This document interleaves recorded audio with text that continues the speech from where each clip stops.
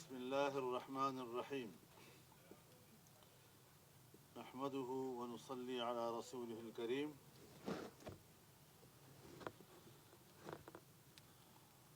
سب سے پہلے تو میں آپ کے سامنے وہ حقیقت رکھنا چاہتا ہوں جس کے لیے میں 10-15 سال سے بول رہا ہوں اور آج یہ بات تشت اذبام ہو گئی ہے کہ 60 امریکی اراکین پارلیمنٹ نے امریکی وزیر خارجہ کو خط لکھا ہے کہ پاکستان میں عمران خان کے خلاف ہونے والے اقدامات پر عمران خان کو تحفظ فراہم کیا جائے۔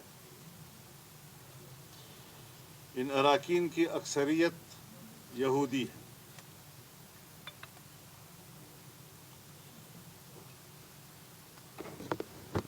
اب آپ خود اندازہ لگائیں کہ کل تک جو خط لہرا رہا تھا کہ مجھے امریکہ نے اقتدار سے اتارا ہے، آج اس کے لابیسٹ وہاں پر جو ان سے تنخواہ وصول کرتے ہیں وہ بھی یہودی ہیں، اور وہاں کی پارلیمنٹ کی اتنی بڑی تعداد جو آج اس کے حق میں خط لکھ رہی ہے، جو پاکستان کے معاملات میں براہ راست مداخلت کر رہی ہے، اس سے واضح ہو جاتا ہے کہ یہ کس کا ایجنٹ ہے اور کس ایجنڈے پہ کام کر رہا ہے۔ ہم یہ سمجھتے ہیں کہ پاکستان کو ایک خاص منصوبے کے تحت ریاست کو تباہ کرنے کا ایک بین الاقوامی ایجنڈا ہے۔ عمران خان کو اس ایجنڈے کی تکمیل کے لیے پاکستان کی سیاست میں انجیکٹ کیا گیا ہے۔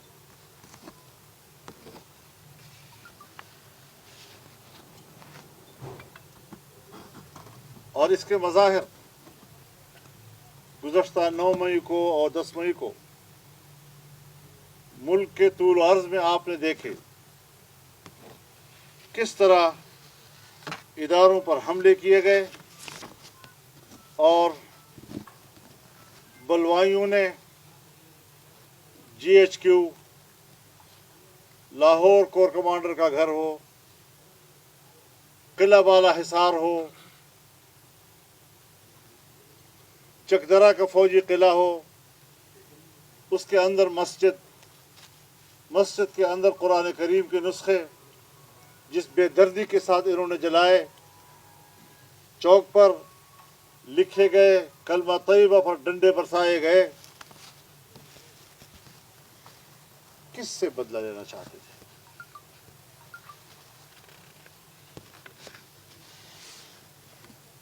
سوال یہ ہے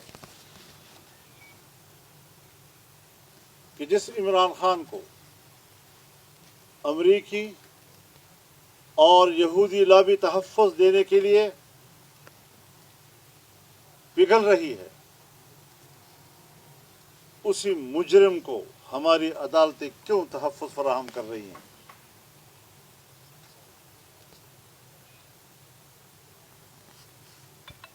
ان کے دہشت گردوں کو ہماری عدالتوں سے کیوں سہولت کاری مہیا کی جا رہی ہے؟ بیک وقت تمام مقدمات میں ضمانت، فلاں تاریخ پر فلاں تاریخ تک اگر کوئی نیا مقدمہ درج ہوا تب بھی گرفتاری نہیں ہو سکے گی، یعنی ہماری عدالت سے ان کو سرٹیفکیٹ مل گیا کہ اگر اس دوران میں وہ کسی کو قتل بھی کرے گا اور اس کے خلاف 302 کا مقدمہ بھی ہوگا تب بھی اس کو گرفتار نہیں کیا جا سکے گا، فوجداری کیسز میں ان کو گرفتار نہیں کیا جا سکے گا۔ یہاں تک معاملہ چلا گیا ہے، اور اس کے اوپر پی ڈی ایم نے جو احتجاجی مظاہرہ کیا، اور اس مظاہرے کے بعد بھی اگر یہی صورتحال برقرار رہتی ہے تو اس کا معنی یہ ہے کہ ہماری عدالتیں براہ راست قوم کے ساتھ اور عوام کے ساتھ اعلان جنگ کر رہی ہیں۔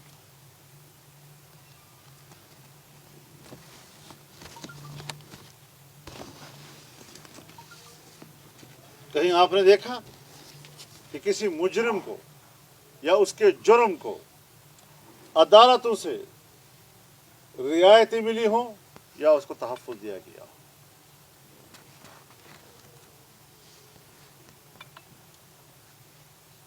ان فیصلوں سے تو ایسا معلوم ہوتا ہے کہ ایک شخص کے لیے، اپنے لاڈلے کے لیے، ہماری عدالتیں اپنے ملک کے آئین سے بھی کھلواڑ کر رہی ہیں، اپنے ملک کے قانون سے بھی کھلواڑ کر رہی ہیں، اور اس کو رعایت دینے کے لیے نہ کوئی آئین کا احترام ہے، نہ کسی قانون کا احترام ہے۔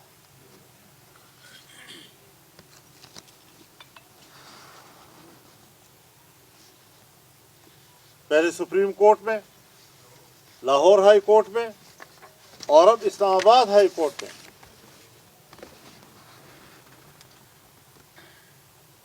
جس دھڑا دھڑ سے ان کو ضمانت مہیا کی گئی، جس طرح ان کو رہا کیا جا رہا ہے، جس طرح مجرموں کے حوصلے بڑھائے جا رہے ہیں، شاید اس کی ماضی میں کبھی کوئی ایسی مثال ملتی ہو کہ آج تک ریمانڈ کے دوران کسی کو ضمانت ملی ہے؟ کیا کسی مجرم کو باقاعدہ سپریم کورٹ کے چیف جسٹس یا کسی جج کے مرسڈیز گاڑی میں ان کو لایا گیا ہے؟ وی آئی پی گیٹ سے ان کو لایا گیا آج تک کسی ملزم اور مجرم کو؟ یہ ساری چیزیں ہماری عدالت کے معزز چہرے کو داغدار کر رہی ہیں۔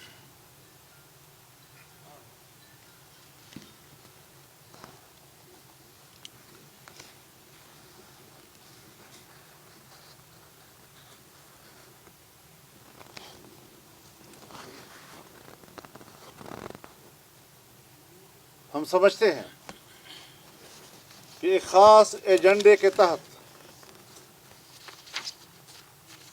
پاکستانی سیاست میں ایک غیر ضروری عنصر کو اس حد تک تحفظ دیا جا رہا ہے جس کا صاف مطلب یہی ہے کہ ہمارا ایک ادارہ یا ان کے کچھ ججز وہ ریاست کو کمزور کر رہے ہیں۔ جب ریاست کو کمزور ہوتے ہوئے ہم دیکھیں گے تو پھر پاکستان کا ایک ایک بچہ ریاست کی تحفظ کے لیے میدان میں آئے گا۔ تو ان کو یہ شکایت نہیں ہونی چاہیے کہ عدالت محترم ہے، عدالت کی توہین ہو رہی ہے۔ آپ ریاست کی توہین کریں، آپ پاکستان کے عوام کی توہین کریں، آپ پاکستان کے پارلیمنٹ کی توہین کریں، آپ پاکستان کے حکومت کی توہین کریں، ایک مجرم کے لیے، اس کے گھناؤنے جرم کے لیے، اور ہم اس پر خاموش رہیں۔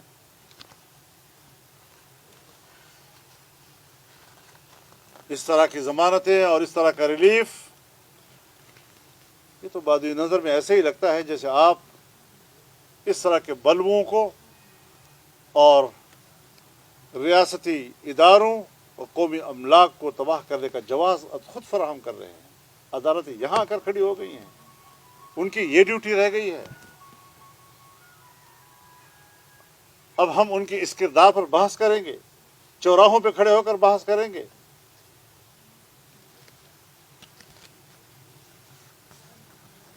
اور پھر یہ باتیں بھی سامنے آئیں گی، ابھی ہم نام کسی کا نہیں لے رہے، لیکن یہ باتیں سامنے آئیں گی کہ کون سا جج کس لابی سے براہ راست وابستہ ہے، کون سا جج مجرم کے ساتھ براہ راست رابطے میں ہے۔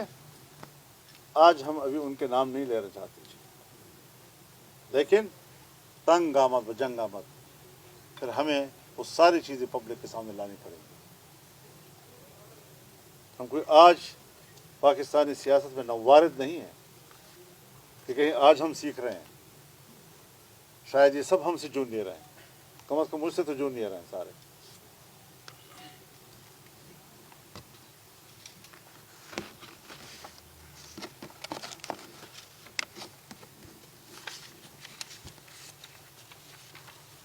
اگر خواجہ طارق رحیم کو اسلام آباد ہائی کورٹ کا عمران خان کو ضمانت دینے والا جج معلوم تھا تو کیا دوسرے لوگوں کو معلوم نہیں ہوں گے؟ انہیں کو معلوم ہے کیا؟ آنے والے کل کے فیصلوں کے بارے میں جج کا بھی نام لیا جاتا ہے، اس کے فیصلوں کو بھی بتایا جاتا ہے اور وہی پہ سامنے آ بھی جاتا ہے. تو دنیا اتنی غافل نہیں ہے، نہیں اتنی لابلد ہے.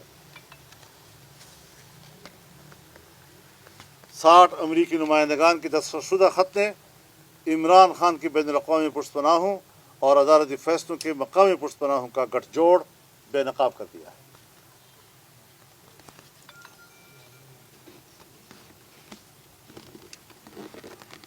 اب جو بلوے ہوئے ہیں، جو نقصانات ہوئے، کہتے ہیں یہ ہمارے لوگ نہیں ہیں. اگر یہ آپ کے لوگ نہیں ہیں تو اس کا معنی یہ کہ آپ کے لیے پھر کوئی بندہ نکلا بھی نہیں ہے.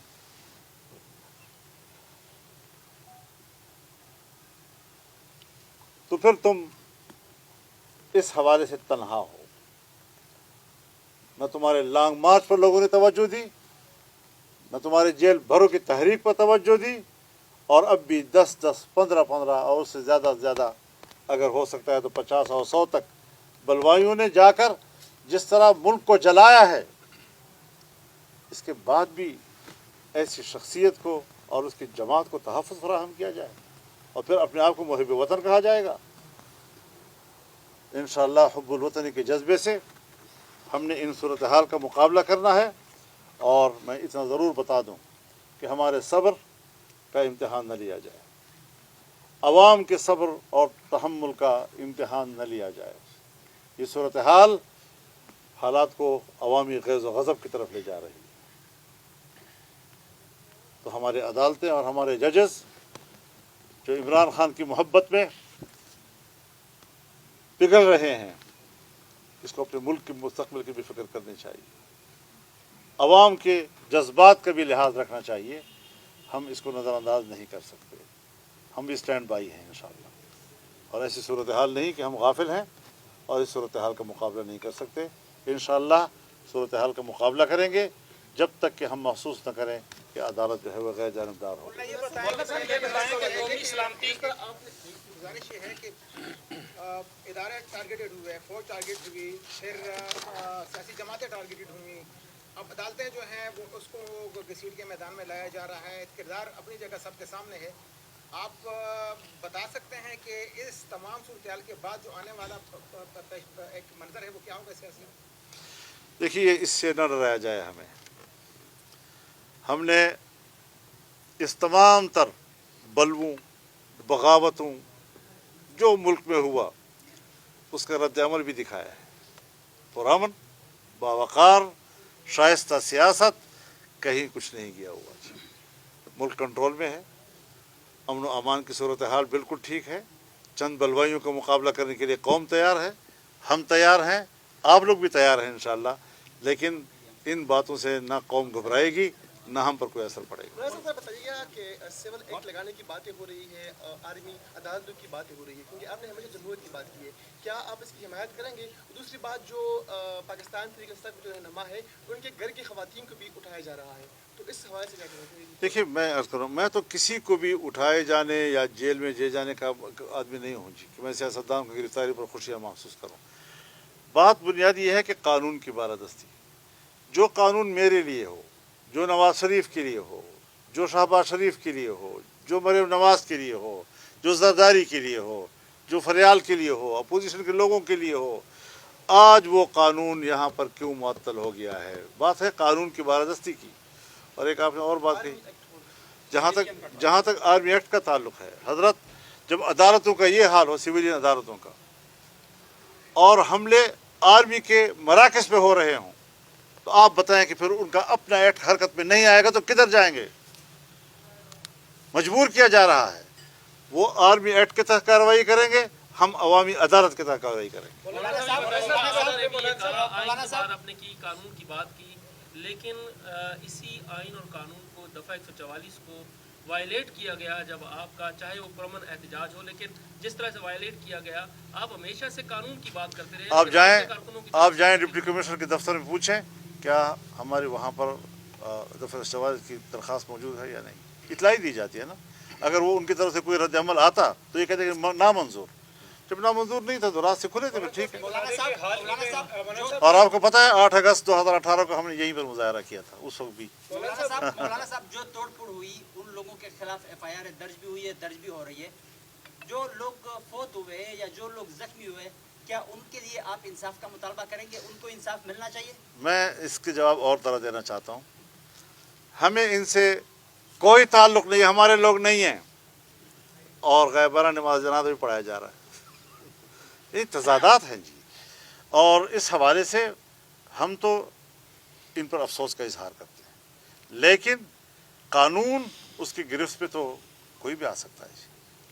मैं भी मुस्तस्ना नहीं हूँ, आप भी नहीं हैं, तो फिर ये क्यों मुस्तस्ना हो गए हैं? मौलाना साहब, कौमी सलामती कमेटी ने जो इलामिया जारी किया, उसमें 2 चीज़ें इंपॉर्टेंट थी।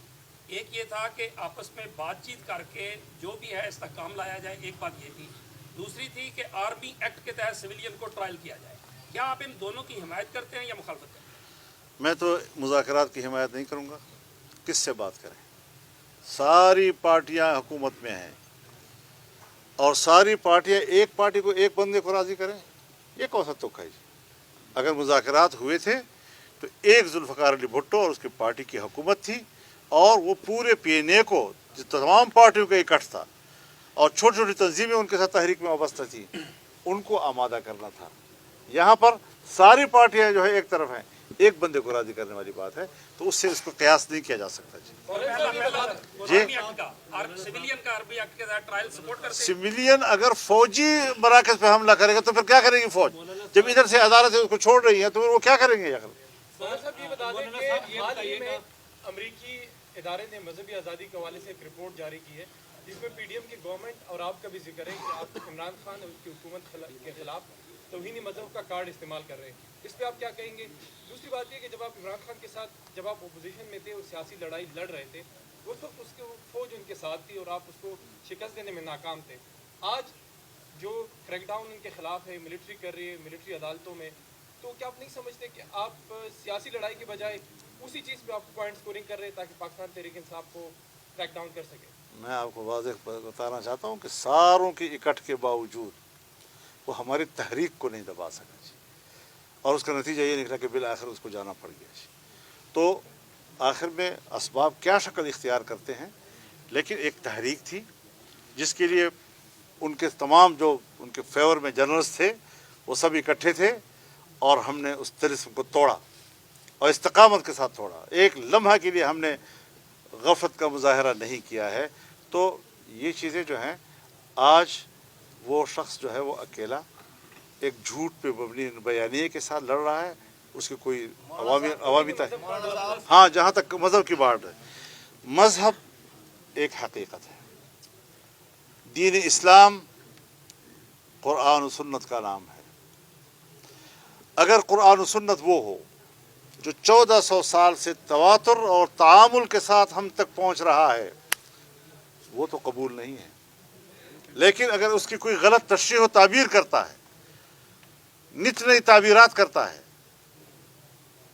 चाहे वो किसी सूरत में हो, अहमदियों के, कादियानियों के, जिस शक्ल में भी हो, वो मज़हब उनको क्यों कबूल है? मज़हब की गलत तशरीह, मज़हब का चेहरा बिगाड़ना, उस सूरत में तो मज़हब उनको कबूल है। लेकिन मज़हब अगर अपने हकीकी माने और ताबीर के साथ हो तो वो उनको काबिल कबूल नहीं है। उनको बताना चाहता हूँ, अमरीकियों, हम मज़हब का कार्ड इस्तेमाल नहीं कर रहे, हम बबांगे दोहल आपको बताना चाहते हैं कि मज़हब हमारा काज है और उसके लिए हम लड़ेंगे। वो ये है सर कि एक तो ये बताएं कि वो से PTI का जो मरकज़ी रहनुमा है वो भी 9 मई की उसकी मजम्मत करना शुरू कर दिया उन्होंने, जैसे फवाद चौधरी साहब है और कुछ लोग हैं, एक चीज जैसे कुछ लोगों ने पीटीआई छोड़ दी है, क्या उनका सॉफ्टवेयर अपडेट हुआ है या वो अपने ज़मीर की बात पे छोड़ रहे हैं पीटीआई? तो वो इन ताबू असलहों के ज़िम्मे में आ जाएंगे। मौलाना साहब ये फरमाएं, लोग ये पूछ रहे हैं कि मौलाना साहब ने धरना दिया सुप्रीम कोर्ट के बाहर, पहले 13 दिन रहे थे, फिर कुछ दिन और 13 घंटे, फिर 13 घंटे रहे। इस दफा हफ्ते का नुस्खा लोग समझ बैठे थे कि हफ्ते का नुस्खा होगा। ये हुआ क्या? धरना फौरन खत्म क्यों किया? ये लोग सवालात पूछ रहे हैं, तो इसका थोड़ा सा बताएंगे। मेरे ख्याल में बहुत मुख्तसर नोटिस पर लोग आए थे और उन्होंने अपना मकसद एक ही दिन में हासिल कर लिया था। जब अदालत ने अपना केस जो है वो एक हफ्ते के लिए पोस्टपोन कर दिया और सूरत हाल एक बेहतर सिमत में लोगों को नज़र आई, तो फिर खामखा लोगों को बिठाए रखने का तो माना नहीं होता ना। कॉज के लिए होता है, एक मकसद के लिए होता है। अगर वो 10 दिन में हासिल हो, महीने में हासिल हो या 10 घंटों में हासिल हो, हमने बहुत से मकासद एक ही दिन के अंदर हासिल कर लिए और एक ऐसे किरदार के साथ कि दुनिया में उसकी मिसाल नहीं मिल सकती। मज़हब कार्ड और मज़हब कार्ड और मज़हब कार्ड, ये चीज़ें जो हैं हमसे सीखो कि मज़हब कितना पुरअमन है, मज़हब कितना मुनज़्ज़म है, वो सोसाइटी को क्या तहफ़्फ़ुज़ देता है, किस तरह नज़म ज़ब्त देता है। बस अगर कोई 2-4 आदमी 22 करोड़ में से वो बंदूक उठा लें तो बस उसकी ताबीर दुनिया में पहचान कराई जाती है, और जो दुनिया एक तवातुर के साथ एक किरदार के साथ पब्लिक के सामने है, दुनिया के सामने है, वो उनके लिए काबिल कबूल नहीं। हमारा इस पर दुनिया के साथ जंग है, न हम इंतहा पसंद हैं। हमारे आपने 14 मिलियन मार्च भी देखे, हमारा आज़ादी मार्च भी देखा, उसका नज़्म ज़ब्त भी देखा, उसका अमन व अमान भी देखा। किस तरह हमने इंसानों की ही नहीं बल्कि दरख्त को भी तहफ़्फ़ुज़ किया, गमलों का भी तहफ़्फ़ुज़ किया, कल हमने कोर्ट की क्यारियों का भी तहफ़्फ़ुज़ किया। तो इस तरह के लोग आपको नहीं मिलेंगे। हम एहतजाज भी करते हैं, दलाले से करते हैं, खौफ कोई हमारे आपस में नहीं था, लेकिन मुनज़्ज़म लोग हैं, पुरअमन लोग हैं, और इससे हमें न डराया जाए कि मज़हब है और मज़हब है। मज़हब है, मज़हब एक हकीकत है, मज़हब की जगह है, और तुम मज़हब की जगह को ख़त्म करके उसको कहोगे ये काट, कोई काट नहीं है, हमारा काज है। अदालत इमरान खान को इंसाफ दे तो वो गलत है, लेकिन अगर दफा 44 में आप जो है आपको जो इसलिए इंतजाम में हिदायत भेजे तो वो ठीक है, क्या ये एक आज़ाद नहीं है? कानून से ये उनका मसला है, मेरा मसला नहीं है। बहुत शुक्रिया जी, हमने अवॉइड नहीं किया। बहुत शुक्रिया जी, बहुत शुक्रिया जी, थैंक यू।